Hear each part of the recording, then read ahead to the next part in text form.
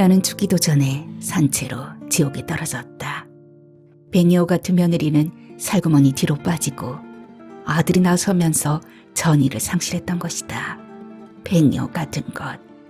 지난 추석부터 알뜰한 발길마저 끊었다. 늙은 시어머니는 똥치 막대기처럼 거들떠도 안 보는구나. 네가 볼장 다 보았다면 나도 매한가지. 제가각 살면 그뿐 아닌가. 김진초.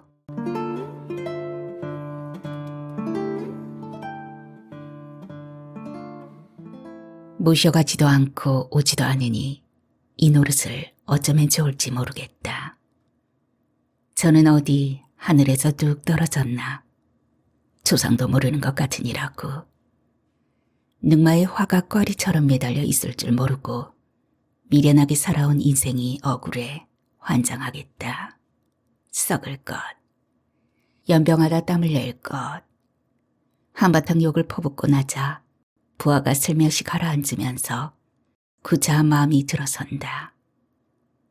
이번은 다른 제사도 아니고 제 시아버지 기일이니 들여다보려나. 흘러내린 치마 허리를 지키는데 생지기에 뽑혀나온 올이 손끝에 매달려 우쭐거린다. 이 무슨 팔자인지 매끈한 꼴을 못 보고 뭐든 뜯어먹는 손이다. 내 입성은 고급이고 싸구려고 새 옷이고 헌 옷이고 성한 게 없다. 하나같이 보풀투성이 넉마다. 손이 자주 가는 치마 허리는 까끌거리는 보풀이 아예 무더기로 꽃을 피운다. 때로는 세수하다 제 얼굴을 핥히기도 하는 천하디천한 손이다. 그래도 영감 생전엔 이 손이 요긴하게 쓰이기도 했는데. 시원하다. 좀 더 위로.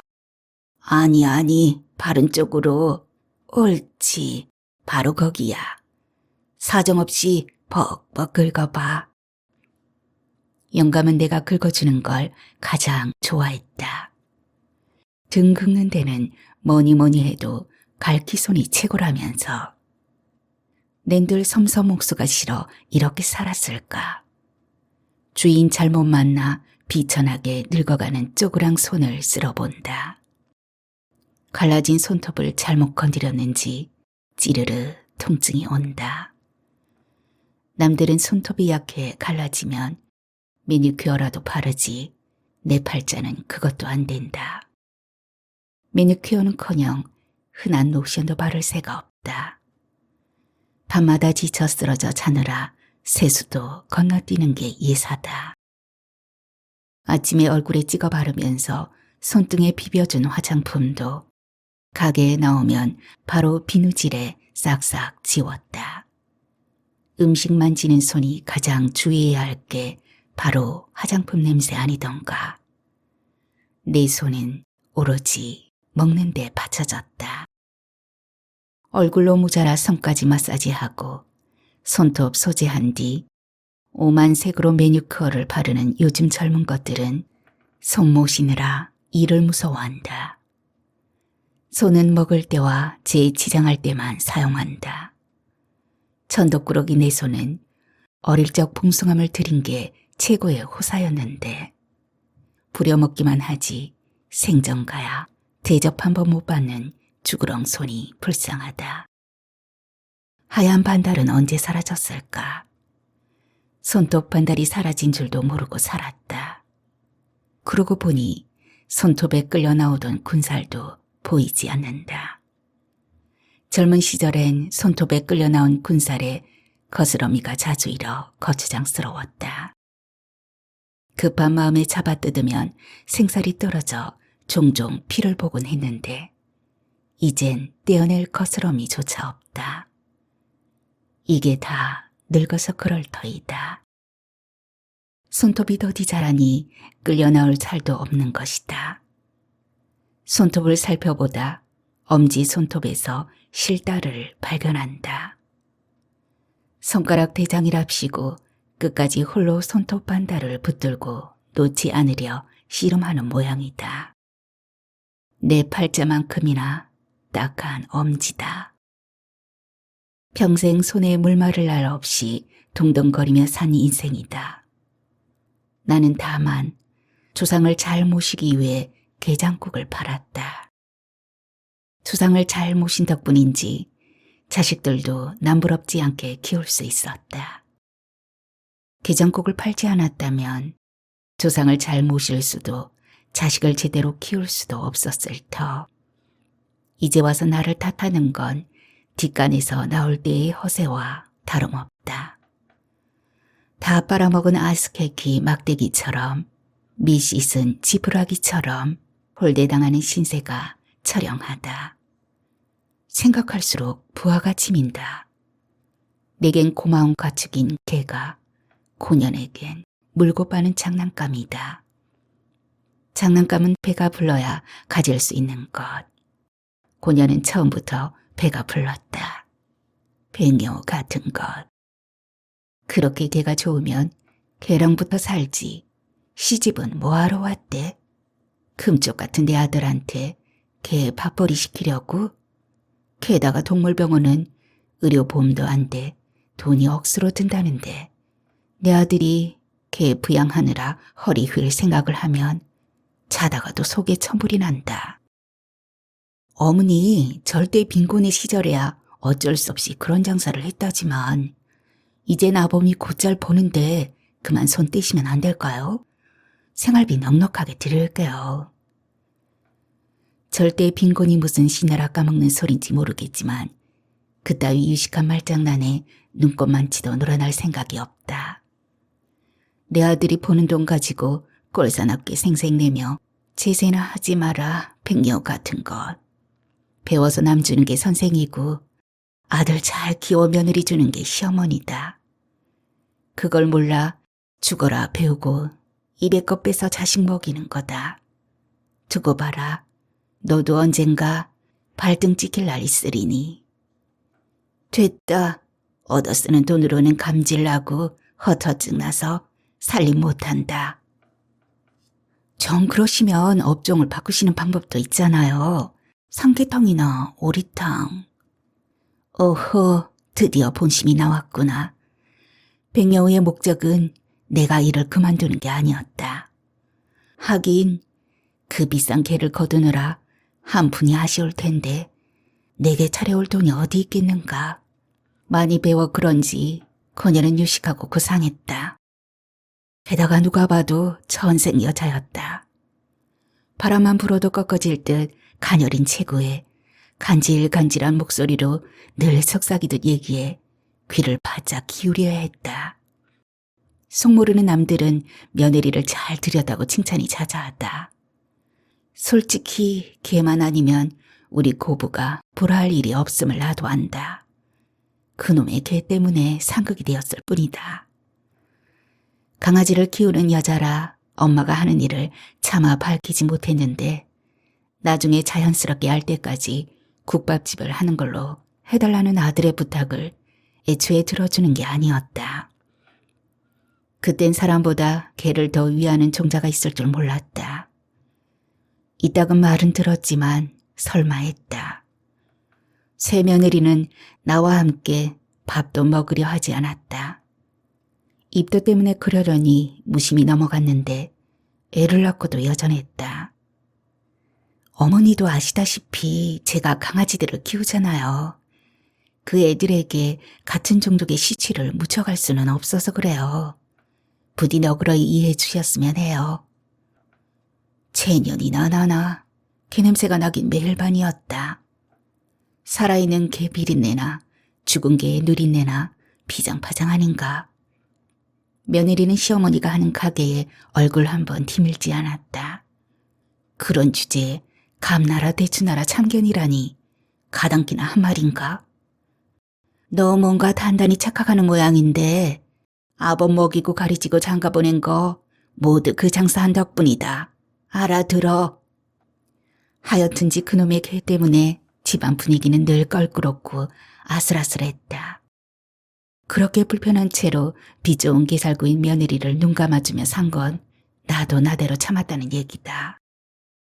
개 좋아하는 여자가 아이가 잘 들어서지 않는다는데 아들을 둘이나 낳은 것도 천행이었다.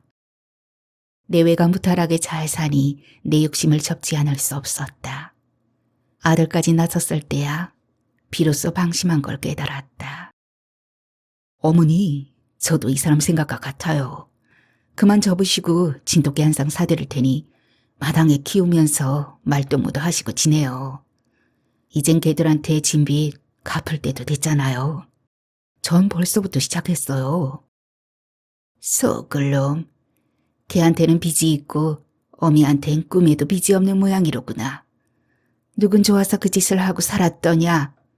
그게 게장국은 입에도 못 대면서 40년이나 끓여낸 어미한테 할 소리더냐. 귀를 뒤로 바짝 잡아당기고 어금니를 깨물며 우라를 꿀떡 삼켰다. 내외간이 함께 개천사로 나섰다니 천생연분이구나. 죄 많은 어미는 이대로 살다 지옥에 떨어질 테니 너들이나 알콩달콩 개 좋은 일 실컷 하고 살거라. 나는 죽기도 전에 산채로 지옥에 떨어졌다. 백여우 같은 며느리는 살구머니 뒤로 빠지고 아들이 나서면서 전의를 상실했던 것이다. 어머니 구진을 하시는 거 싫어서 그래요. 저도 효도 한번 해보자고요. 마침 영감이 병환 중이라 고집할 명분도 없었다. 영감 병환 중 잠깐 햇살이 들었다. 아들 며느리 출입이 잦으면서 집안 분위기가 화사해졌다. 영감은 아들 며느리와 딸들의 손을 잡고 안심한 듯 눈을 감았다. 아들은 혼자 남은 내게 함께 살자고 했지만 며느리는 이런 방구 없었다. 백녀 같은 것. 걔는 그렇게 물고 빨면서 늙은 시어머니는 똥집 막대기처럼 거들떠도 안 보는구나. 네가 볼장 다 보았다면 나도 매한가지. 제각각 살면 그뿐 아닌가. 병고 하나 영감도 없는 집은 고요하기 이를 데 없었다. 귀가 멀 것 같은 적막이었다. 평생 일만 하고 살아 놀 줄도 몰랐다. 노인정에 몇 번 나가봤지만 영 재미가 붙지 않았다. 텔레비전 보는 것도 눈이 아파 고역스러웠다. 하루해가 너무 길었다. 딸년들도 뭐가 그리 바쁜지 어쩌다 한번 전화나 삐죽하면 그만이었다. 놀고 먹는 하루하루가 고된 노동보다 힘겨웠다. 지옥이 따로 없었다. 무료한 하품을 길게 빼물며 기운애를 뼘으로 재고 있는데 전화기가 자지러졌다. 부인이 암 수술을 받은 단골이었다. 이모님, 정말 어려운 부탁인데요.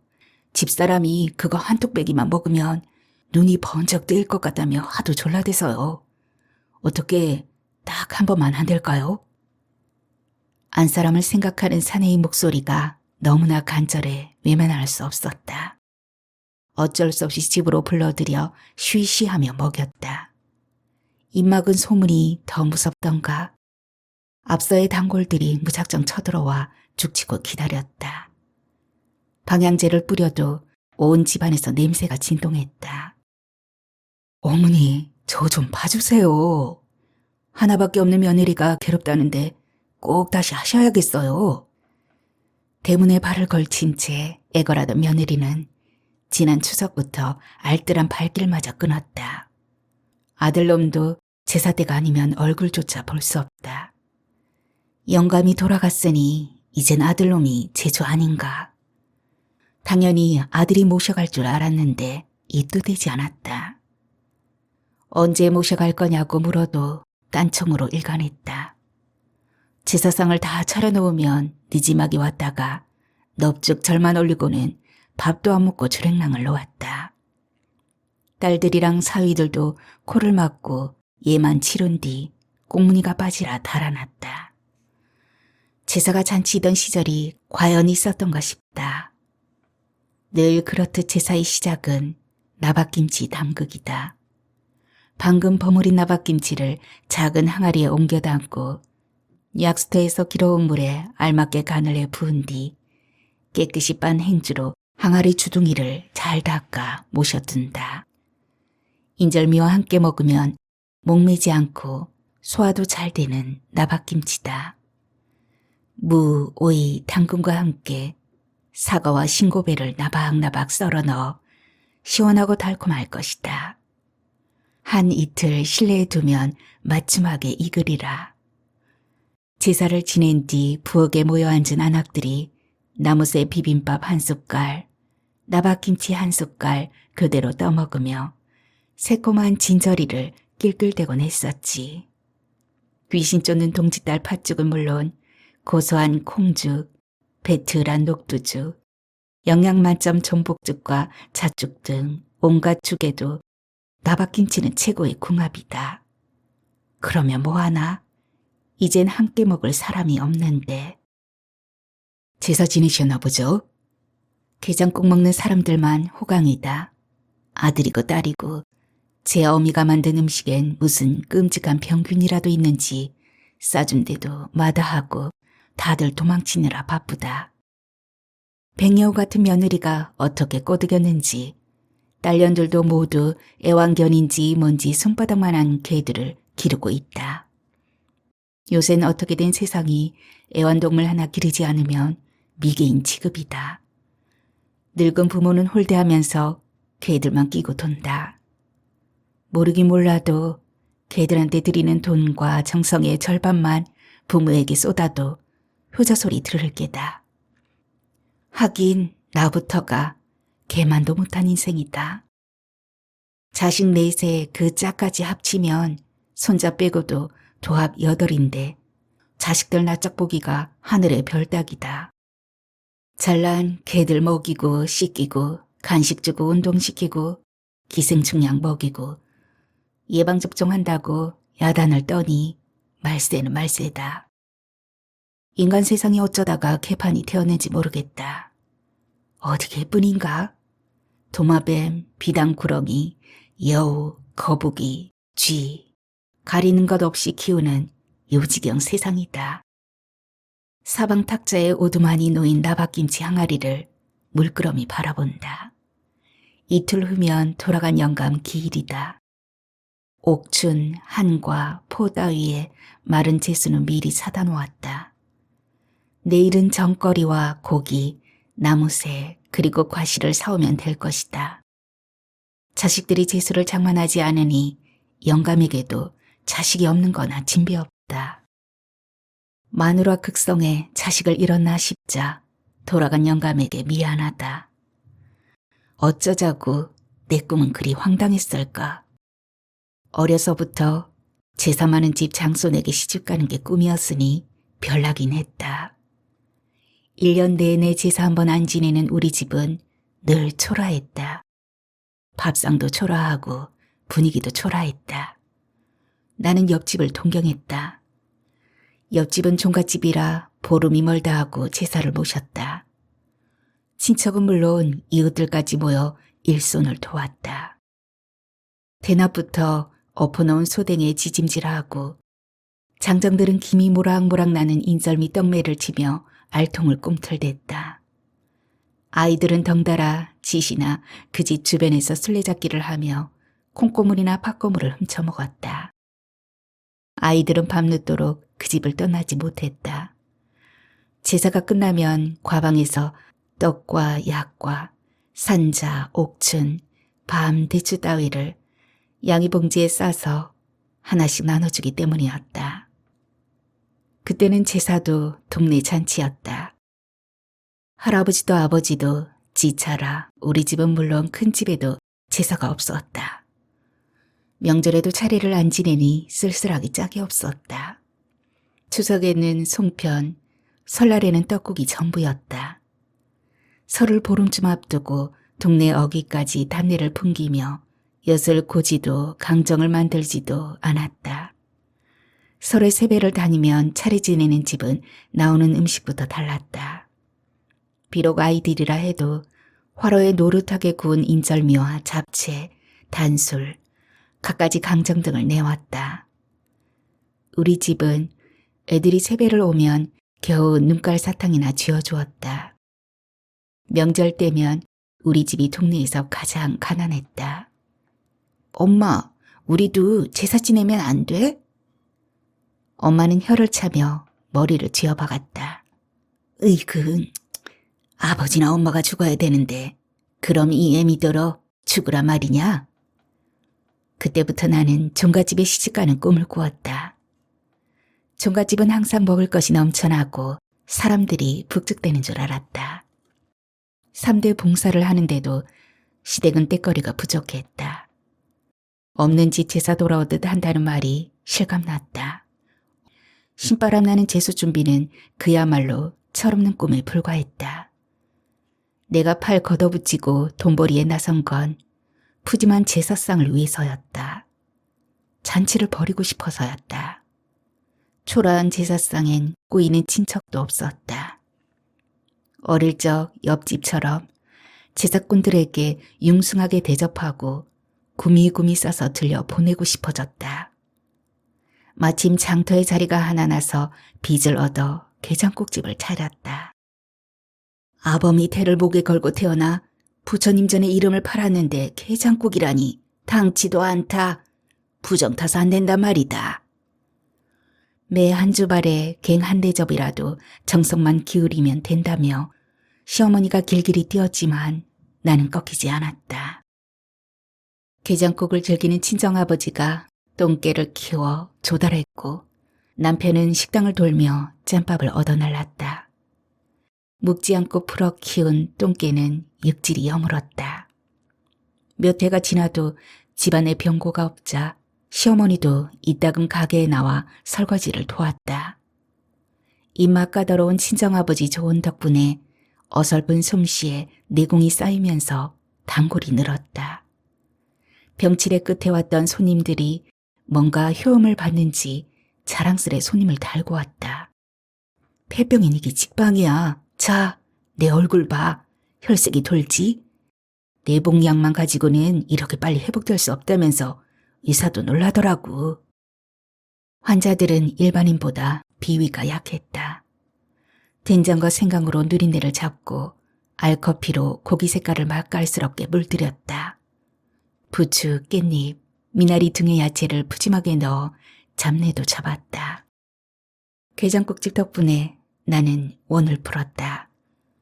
떡 벌어진 제사상을 차려 잔치를 벌였다.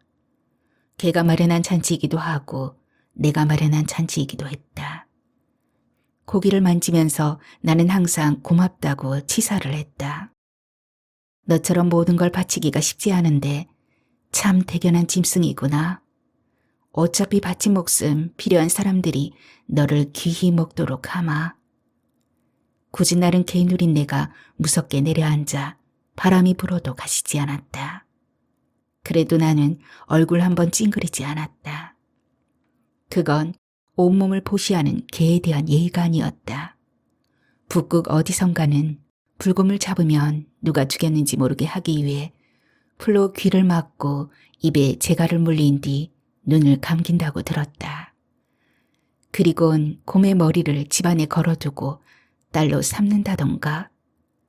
사람이 살자면 고기와 털이 필요해 잡지만 그 미안함과 고마움을 잊으면 안 되기 때문에 곰딸을 삼아 매일 바라본다고 했다. 그렇게까지는 못하더라도 내 나름대로 죽은 개의 영혼을 위해 축원했다. 사람이 되기 바로 전생에 개로 태어난다고 하니 내세에는 부디 사람으로 태어나라고 손바닥을 비비며 빌고 또 빌었다. 내세에 내가 개로 태어나고 네가 사람으로 태어난다면 이 생에 너처럼 나도 그렇게 하마. 주인에게 발길로 걷어차여도 꼬리를 흔들고 새끼를 낳자마자 젖도 떼기 전에 다 빼앗아가도 참고 목덜미 쓰다듬이며 개장수에게 목줄을 넘겨도 참을 한다. 참을 수밖에 없지 않겠냐? 개는 개고 사람은 사람이니까. 텔레비전을 틀어놓고 깜빡 잠이 들었는데 환갑 할아버지가 어떻고 저떻고 짓거린다. 고이가 지나도 다리미로 다린 듯 뺀질뺀질한 영감태기가 수두룩한 세상에 환갑이 뭐 대수라고 저 수선일까. 눈을 비비며 허리를 일으키자 화면 가득 시커먼 개 한 마리가 들어앉아 있다. 애견 나이 11살이면 환갑입니다. 윤기 짜르르 흐르던 까만 털에 새치가 생겨 입가며 꼬리가 희끗희끗합니다. 단단하던 근육도 물렁해지면서 살이 많이 붙었습니다. 이런 빌어먹을. 환갑 할아버지 어쩌고 저쩌고가 겨우 개를 두고 한 소리인가? 까지 개 나이 누가 궁금해한다고 저러나 모르겠다. 이젠 방송조차 저러니 공일날 아침부터 잘난 게 별난 게 못된 게 불쌍한 개를 보여주느라 야단법석이다. 덩치가 크고 잘생긴 개였다.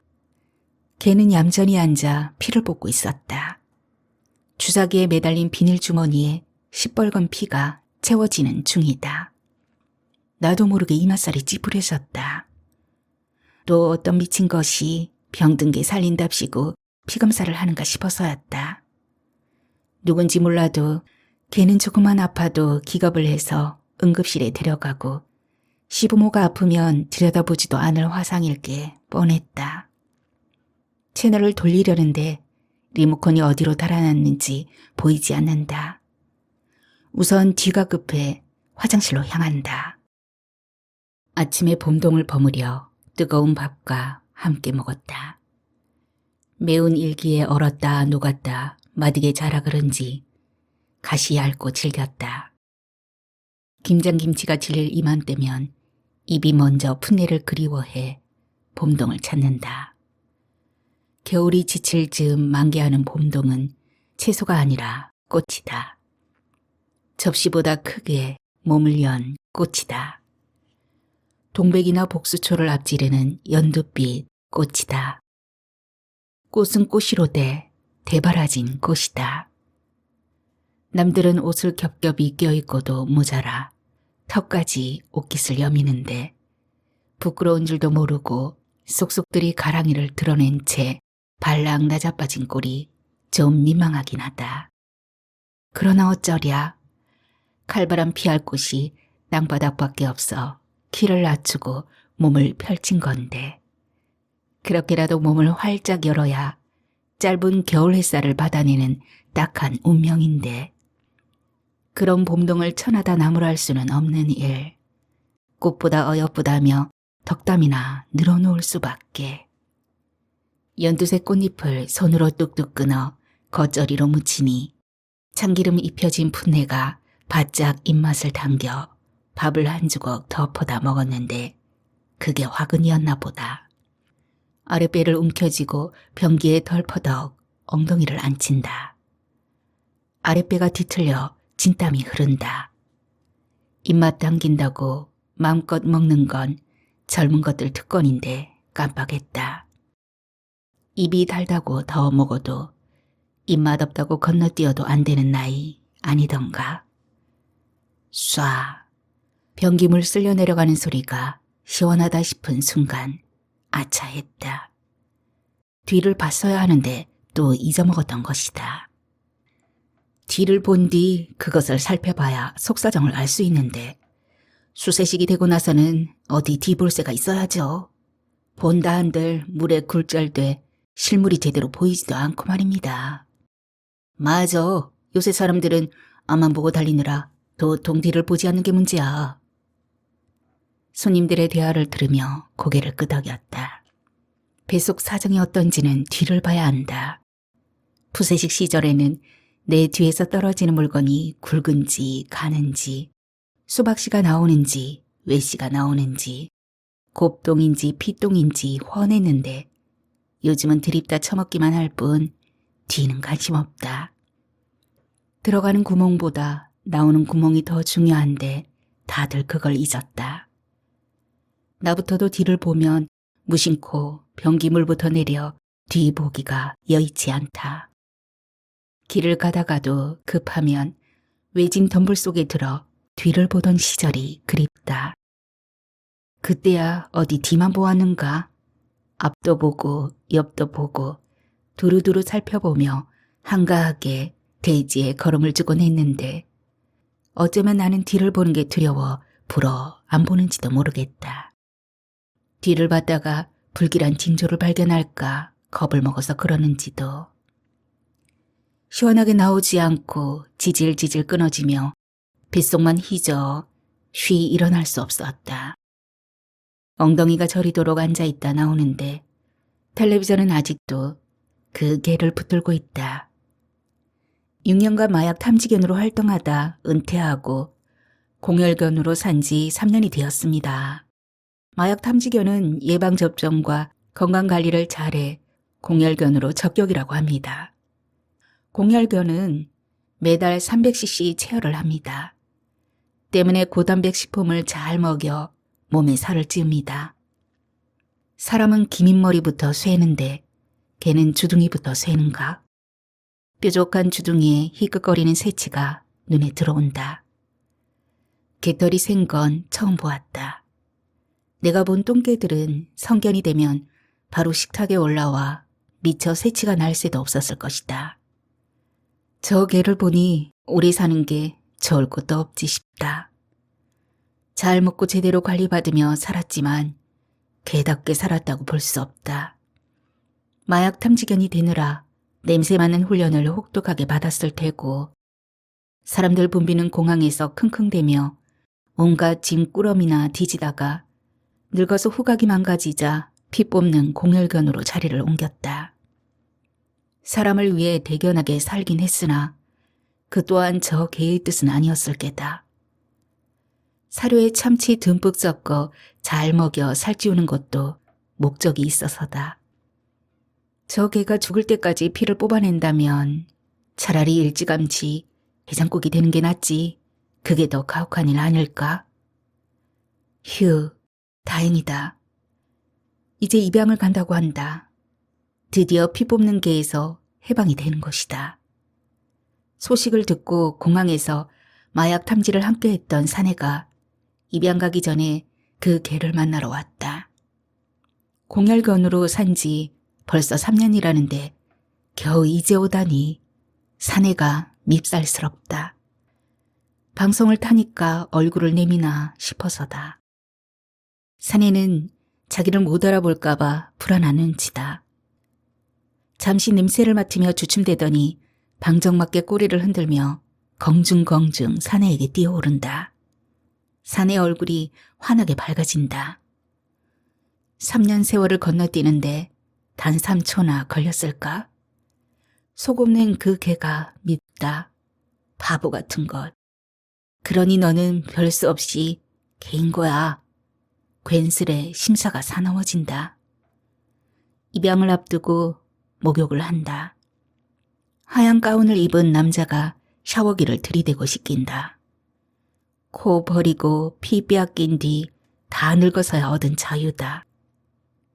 멍청한 그 개는 그걸 아는지 모르는지 털도 한번 털지 않고 무표정한 얼굴로 얌전히 몸을 맡기고 있다. 순간 코끝이 찡하면서 뜨거운 눈물이 왈칵 쏟아진다. 딱하고 안쓰러워서다. 저 개를 내가 입양하면 안 될까? 엉뚱한 생각을 털어내려 머리를 흔들었다. 입양은 상당히 까다로웠다. 우선 애견가여야 하고 개와 함께 놀 친구가 있어야 하며 마음껏 뛰어놀 마당도 갖추어야 했다. 대체 어떤 사람이 저 개를 입양해 갈까? 마치 내가 입양을 가는 듯 가슴이 뛰었다. 검둥이의 딱한 사연을 듣고 입양을 신청한 사람이 여럿이라고 했다. 과연 어떤 가정에 낙점되었을까? 마당이 꽤나 넓은 집이었다. 마당 한켠 개장엔 같은 종류의 개가 2마리나 있었다. 그 개가 들어서자 그 집 개 2마리가 나와 개 냄새를 맡더니 꼬리를 흔들며 쫓아다녔다. 마치 자기 집인 양 개장에 들어가 떡하니 앉는다. 자기들 집에 들어앉은 그 개를 그 집 개들이 밖에서 들여다본다. 주변이 한산한 걸로 보아 도심지는 아닌 듯하고 주인의 사는 처지가 제법 넉넉해 보여 안심이다. 주인 여자가 양쪽 팔에 주먹만한 강아지를 안고 나온다. 큰 개는 밖에서 작은 개는 안에서 키우는 모양이다. 그만하면 살만하겠다. 마침 리모컨을 찾아 채널을 돌리려는데 낯익은 목소리가 들린다. 뒤따라 나온 주인 남자 목소리다. 처음 만났는데 우리 애들이 엣지를 엄청 좋아하네요. 얘들은 6개월, 1년 된 애송이들입니다. 엣지가 어른인 줄 알아보는 것 같아 신기합니다. 저희 이사가요, 어머니. 저는 집사람과 달리 큰 개가 키우고 싶거든요. 같이 산책도 하고 달리기도 하려고요. 2달 전 아들이 이사한다고 할 때 귀등으로 흘려들었다. 시험이 우습게 하는 며느리 꼴 보기 싫어 집들이 때도 가지 않았는데 저 집이었구나. 나는 벌떡 일어나 외출 채비를 한다. 아들 집에 그 개가 있다. 방송은 미리 찍어두니 언제부터 우리 집 식구가 되었는지 알 수 없다. 딸네 집에 전화해 주소를 알아낸 뒤 택시를 잡아 탄다. 지금 나는 그저 마음 짠한 그 개가 보고 싶을 뿐이다. 연두색 철망으로 된 울타리가 보인다. 방송에서 보았던 바로 그 집이다. 집 채 바른 쪽으로 개장이 보이고 커다란 개 3마리가 양지 쪽에 모여 앉아 해바라기를 하고 있다. 가까이 다가가 작은 소리로 부른다. 여기야 여기, 여기 좀 봐. 귀를 쫑긋대더니 천천히 일어나 내 쪽으로 다가온다. 경계심이라곤 전혀 없는 눈빛이다. 뒤따라 일어난 2마리가 컹컹대며 짖는다. 현관문을 열고 나오던 며느리가 다시 튀어들어가고 아들이 나와 대문을 열어준다. 연락도 없이 이 먼 길을 어떻게 왔느냐는 아들을 밀치고 거실로 들어선다. 너희들 그러면 못 쓴다. 아무리 시세 없는 늙은이라도 새 식구가 들어왔으면 알려야 할 거 아니냐. 새 식구요? 못 알아먹은 건지 시침을 떼는지 알 수 없는 아들의 표정에 욕이 나간다.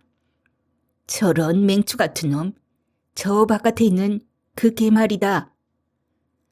며느리가 주먹만한 강아지들을 방에 감추고 나오며 인사를 한다. 겁을 잔뜩 집어먹은 얼굴이다. 너도 이리 와 앉거라. 차부터 내오겠다는 며느리를 주저앉혔다. 차는 내가 타먹으마. 나 아주 온 거다. 아들 집에 얹혀 살 작정으로 왔단 말이다. 어머니, 무섭게 왜 이러세요? 진정하세요. 무서워? 내가? 난 너희들이 더 무섭다. 어안이 벙벙해 얼어붙은 아들 내외를 하나씩 훑어보며 힘을 실어 말했다. 늙어 빠진 개도 식구로 들인 마당에 설마 늙은 애미를 마다하진 않으리라 믿는다. 내 말 틀린 거 없지? 아들 내외와 함께 살 의사는 전혀 없다. 다만 아들 내와의 왕래는 필요하다. 나도 내가 왜 이러는지 모르겠다. 어머니, 방금 뭐라고 하셨어요? 제가 잘못 들었나 해서요.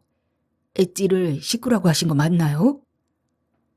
새 식구 들인 기념으로 간단하나마 고사를 지내기로 했다. 그 개가 묻혀온 부정을 털어내고 모두가 무병무탈하게 지내자는 액막이었다. 아들은 신바람이 나서 시루떡을 사오며 비나리 쳤다. 땅거미가 내려앉을 무렵 대접에 따른 막걸리와 고사떡을 집 안팎 구석구석에 놓았다. 시키지도 않았는데 며느리가 뒤를 졸졸 따라다니며 어색하게 합장을 하고 중얼중얼 뭔가 빌었다. 그 모습이 밉살스러우면서도 귀엽다. 썩을 것. 그래, 걔한테는 그리 정성이면서 돌아간 조상님껜 코빼기도 안 비치냐? 면목이 없는지 고개를 숙이고 말이 없는 며느리에게 재우쳐 물었다. 당장 모래로 다가온 네 시아버지 기일도 싹 씻을 작정이냐? 어머님이 여기 눌러앉기로 하셨으니 이젠 갈 일도 없잖아요. 터진 주둥이라고 잘도 주절거린다. 내가 저희들과 함께 살 위인이 못 된다는 걸 모를 며느리가 아니다. 내가 같이 안 살면 어쩔 거냐고 묻자 의외의 대답이 선선히 나왔다. 이젠 저희가 제사를 모셔와야죠. 외아들이라 선택의 여지가 없다는 것쯤은 저도 알아요. 하지만이란 단서가 기가 막혔다. 며느리는 한치도 양보하지 않았다. 내가 게장국 파는 걸 포기하지 않는 한 아들이 모시는 제사에 참여할 수 없다는 거였다. 제사에 맹탕인 네가 제수 준비는 옳게 하고, 나박김치는 2, 3일 전에 미리 담그고 편은 방앗간에 맞추고 빈대떡과 전 부치고 삼색나물 무치고 산적 어적과 과실은 푸짐하게 차리고, 제법 그럴듯하게 주어 섬기는 며느리, 무엇보다 제사의 시작을 나박김치로 안다는 사실이 놀라웠다. 제사 때마다 입 아프게 되풀이한 게 헛공은 아니었지 싶어 내심 흐뭇하기까지 했다. 말이 쉽지 제수 준비가 여간 골치 아픈 게 아닐 텐데. 먹을 것도 없이 손만 가는 음식이라 은근히 짜증도 날 것이고. 가시 빠진 말이 내가 생각해도 공허했으니 며느리가 개의치 않은 건 당연했다. 전에 어머니가 제사 음식 만드시는 거 보니까 재미있어 보였다면서 자기도 잘할 것 같다고 했다. 한솔 더 떠 개를 키우니 남는 음식은 그 애들한테 주면 된다면서 개들에게도 별식이 필요한 거 아니냐는데 그만 입이 떡 벌어졌다. 제사는 잔치라고 어머니께서 늘 말씀하셨잖아요. 저도 어머니처럼 그렇게 잔치를 벌이고 싶어요. 잔치? 너는 개잔치를 벌릴 모양이구나. 고민이다. 늙은이 고집으로 나 혼자 잔치를 벌이기도 싫고 그거 한 뚝배기 먹겠다고 사정사정해서 찾아오는 사람 외면할 수도 없고 아들네 잔치에 빠질 수도 없고 엣지는 자주 봐야겠고 도무지 셈이 서지 않는다. 이게 다 며느리 때문이다. 오로지 걔밖에 모르는 백녀 때문이다. 가만히 듣다 보면 틀린 말도 아니다. 다만 내게 맞지 않을 뿐이다. 어둠이 내린 마당에 엣지가 얼룩처럼 앉아있다. 사람에게 상처받은 일이 없는지 도무지 사람을 두려워하지 않는다. 등을 쓸어주자 편안한 자세로 벌러덩 들어눕는다. 이 바보 같은 놈! 청춘 빨리고 피마저 빨렸으면서 뭐 그리 황송하다고 나 같은 것한테 몸을 맡기는 게냐. 마약 탐지견을 워낙 오래 한 나머지 이 할망구에게서 나는 동족의 시치를 못 맞는 것이냐? 저 안에 주먹만한 강아지들은 생긴 것처럼 예민해서 그런지 나만 보면 앙앙 짖어대며 도망치는데 너는 날 잡아잡수 몸을 잘도 맡기니 눈물이 나도록 고맙구나. 어둠 속 짙은 얼룩으로 있는 네가 어째 남 같지 않구나. 오늘 밤은 게장 속에 같이 들어가 너를 껴안고 자면 어떨까? 젊은 것들 2마리는 게장 밖으로 밀어내고 너랑 나랑 단둘이 검은 얼룩으로 쓰러져 자면 어떨까? 이제 내가 주도할 잔치도 먹여 살릴 식구도 없으니 나도 너처럼 자유를 얻었단다. 완전히 버림받았단다. 이젠 나도 그렇게 되어도 무방하단다. 며느리가 차는 소리에 정신이 번쩍 들었다. 노여움에 말없이 가버린 줄 알고 아들이 큰 소리까지 냈다는 것이다. 안 가서 서운하냐? 며느리가 말없이 팔짱을 낀다. 며느리 팔짱에서 개 비린내가 훅 끼친다. 며느리도 내게서 개 누린내를 맡았을 것이다. 그런데도 어째 타박이 없다. 식탁에는 반듯하게 각이지게 썬 붉은 고사떡과 나박김치가 차려져 있었다. 떡보다 나박김치에 먼저 손이 갔다. 제사상에 올릴 건 단지에 따로 떠놓았어요. 며느리는 이번 시아버지 기일부터 제사를 모실 생각이라 미리 나박김치를 담궈 두었노라 했다. 미리 알려주면 어디가 덧나나 고향 것. 그것도 모르고 나는 나대로 제수 준비를 하지 않았는가 말이다. 아무튼 좋다. 제주인 아들이 제사를 모신다니 다행 아닌가. 그것도 억지로 떠미는 게 아니라 자발적으로 모신다니 이보다 반가운 일이 어디 있겠는가. 더욱이나 며느리가 나박김치를 미리 담가둔 걸 보면 제사의 시작을 확실히 아는 게다. 나박김치 맛이 제법이다. 요즘 젊은 것들은 단맛을 낼 때 맹탕도 모르고 설탕을 넣어 국물이 끈적끈적하기 십상인데 맑고 개운하면서 뭔가 익숙한 향기가 났다. 아, 그거요? 어머님이 넣으시는 당원 대신 매실청을 넣어서 그래요. 며느리는 쪽파도 썰지 않고 한 뿌리씩 먹기 좋게 묶어 넣었다. 맛도 모양도 탓할 게 없지만 왠지 가슴 한쪽이 허물어지는 기분이다. 요즘 젊은 것들은 제사상 차리는 게 번거로워 아예 주문을 한다는데 내 며느리라고 예외일 수 없다. 그렇더라도 제사의 시작은 제 손으로 하겠지. 당원 대신 매실청을 넣어 향기로운 나박김치를 올리겠지. 제사상의 마지막으로 올라가는 매와 갱도 제 손으로 지어 올릴 거야. 설마 그것까지 배달시키진 않겠지. 그쯤이면 됐어. 미리 각오를 해둔다. 아무래도 엣지가 복덩이인 것 같아요. 그러지 않아요, 어머니? 뭐에 쉬인 듯 급살로 찾아온 아들집이다. 엣지가 아니었다면 과연 내 발로 찾아왔을까? 아들 말이 영 틀린 말은 아닐성 싶다.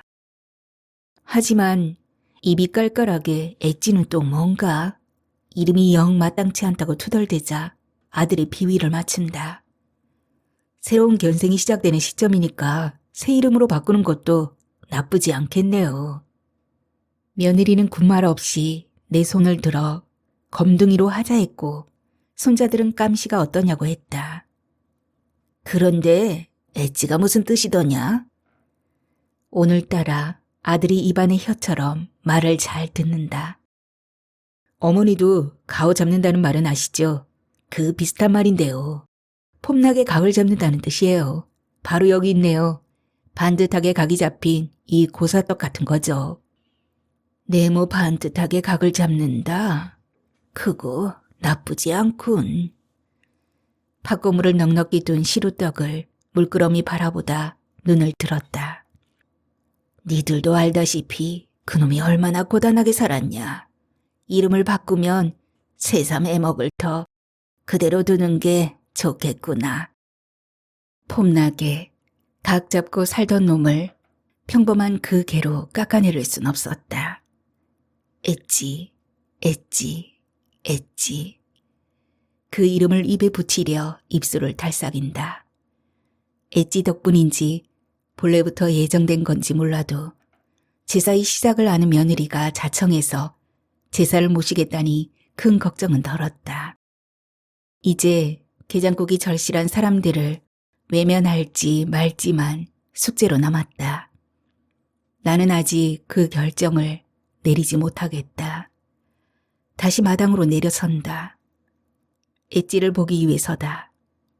폼나는 답을 듣고 싶어서다.